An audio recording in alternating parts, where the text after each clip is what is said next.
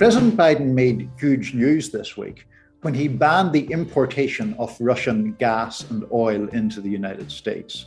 We're banning all imports of Russian oil and gas and energy.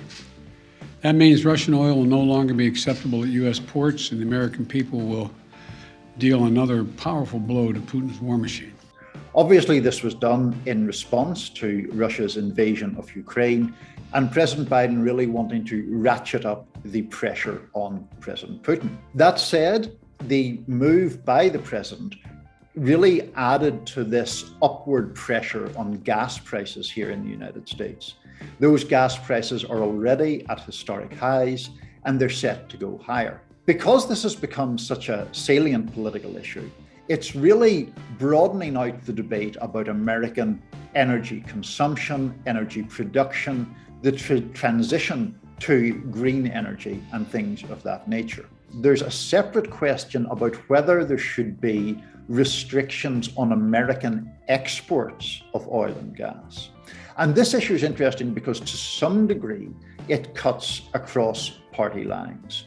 Those who are advocating for restrictions essentially say that by keeping more American domestically produced energy here, you would lower prices. Now, against that, the petroleum industry and some moderates in both parties worry that an export ban or export restrictions would be counterproductive.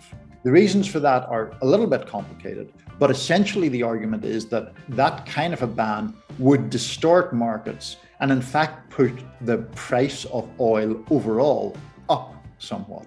Then as a third element to all of this, you have the bigger debate about a move toward green energy. We have Republicans in particular saying that this crisis underlines the fact that fossil fuels are essential right now. They're going to be essential for the foreseeable future. And it's really important, as they see it, to boost American production. Senator Marco Rubio is another one who has made that argument. Against that, you have Democrats, particularly those who have been to the fore of environmental issues, saying that this really should be a catalyst for a faster move, a faster transition to green energy. Senator Ed Markey from Massachusetts, for example, has talked about this as a clarion call to that kind of transition to green energy.